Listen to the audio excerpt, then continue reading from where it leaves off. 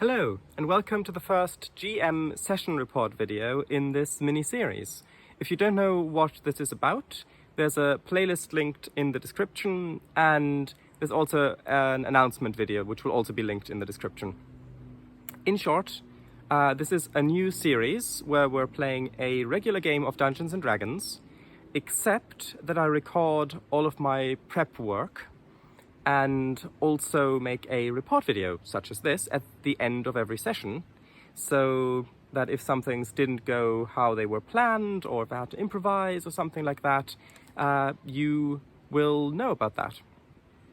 So I've just watched the live stream of the first session and I've made a few notes, so let's get started. So the first thing is, right as the session began, I changed my mind about starting the session with the group already at the port. So, because originally I wanted them to, the session to begin just as the ship has arrived and they're now in the city. However, that doesn't really give you an impression of what it's like to first see this magical city with all its crystals and all that. And so I thought it would be much better to have the player's first impression of this city also be the character's first impression of the city. And so I changed that around a little bit.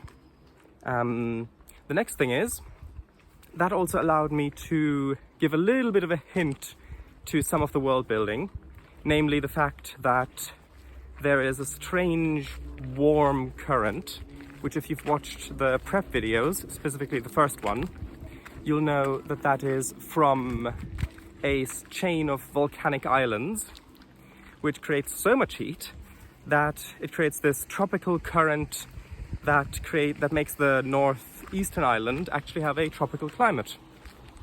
And so that's a little hint to that.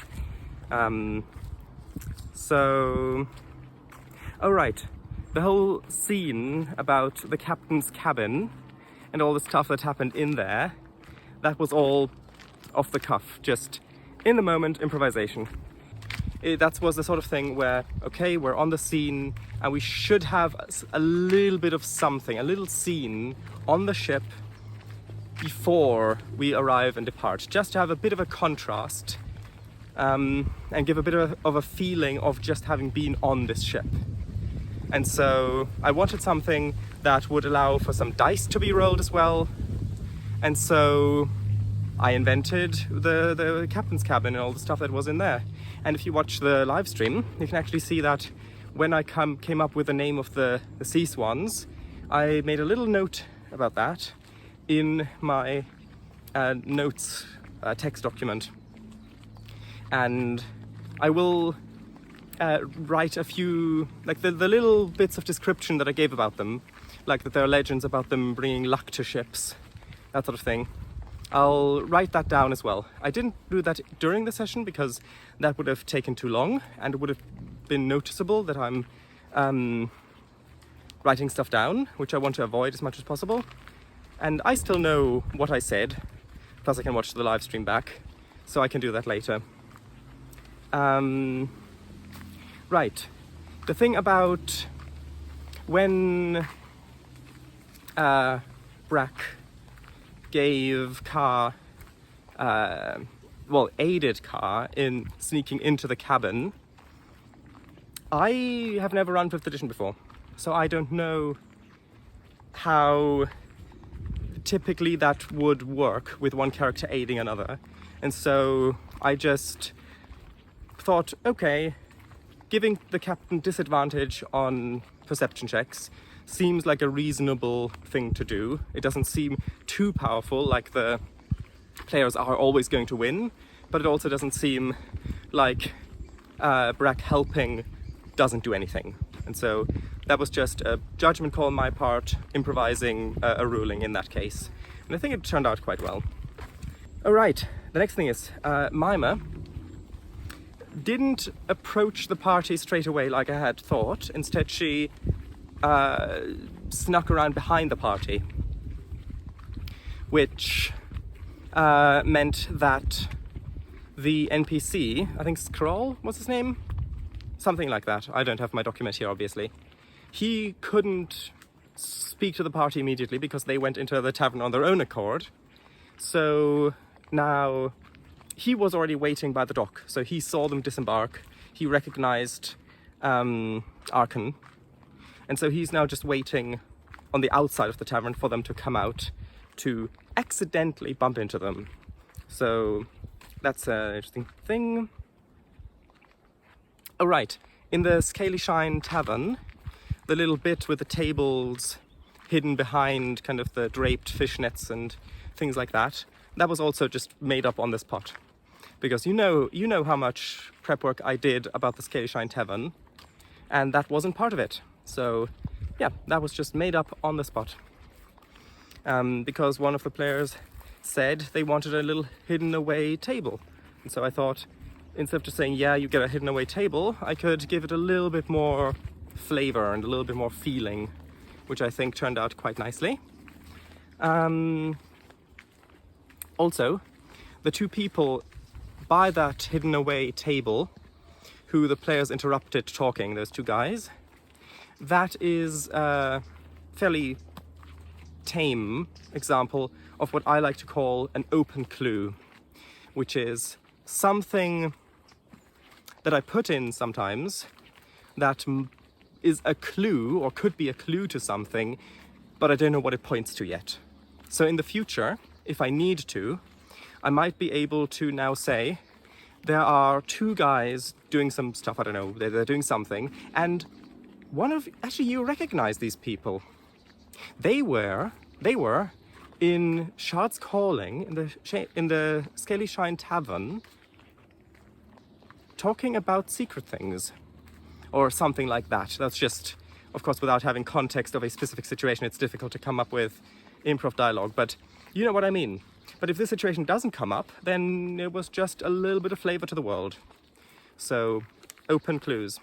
Although you've got to be careful with them. If you use them too much, then it can muddle the water, and the players might not know what is an actual clue and what isn't. So use them sparingly, but I would suggest to use a few of them.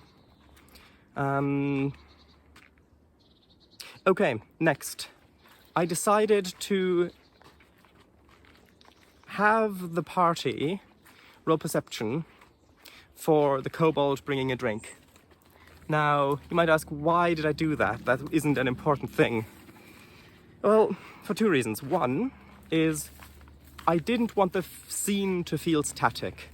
Normally, if this was just in the main tavern space, downstairs in the main pub space, I could have just had other NPCs walking in, or maybe looking over, or a few rumors or whatever going on. But because they were secluded, I had none of that to keep the scene feeling alive.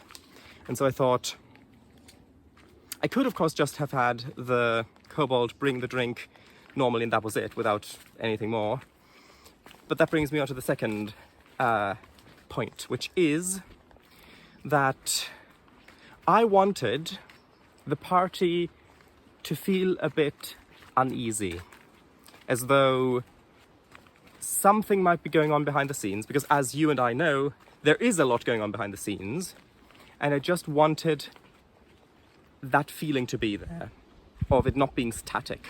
And so that's what happened. The next thing is the bard playing music. I noticed that the scene was slowing down after Mima didn't have any clues of who the real thief was. Nobody really knew where to progress from that immediately. And so I needed to keep the scene going a bit, to keep it from stagnating. And so I decided spontaneously that the bard starts playing music in the main hall. And then a little bit later, people starting to sing along with it, just to keep some sort of change happening in the scene. And yeah, those are pretty much all the points that I noted. The only other thing is about the amount of progress the players got done. which of course, as you know, isn't... I mean, I didn't prepare a lot of plot stuff. Actually, I'll turn this way, then you've got a nice view down there. Yeah, I didn't prepare a lot of plot stuff, but even the stuff that I have prepared, we've only gotten through a fraction. Basically, they just got off the boat and met, which I, to be honest, expected, because I know I've run enough D&D sessions to know how much people tend to get done, especially if it's a new group. However, I will need to I will need to abbreviate some things, because we've got, even though the amount of sessions that we have is flexible, we don't have that many. And so by the end of next session, I really kind of have to have the party get to Vale Rift. Rift Vale? Vale Rift. Vale Rift, yes, I think that's what I called it. Because if they don't get there by that point, then that's what I am planning to be a quarter of the live streams already done, and they've not left the town. Now, if this were an ongoing game, then I would give the players as much time as they want in the city, in Shard's Calling, in the Shining City, or the Radiant City. Because if it's interesting to the party, then of course we can stick around there, but I think I do have to kind of push a little harder towards the plot than I normally would have to. But yeah, other than that, I'm really happy with how my players are playing their characters and are interacting with the world and our role playing and all that. And yeah, well done. And for when you eventually get to see this. And I'm looking forward to the next session. So, bye-bye.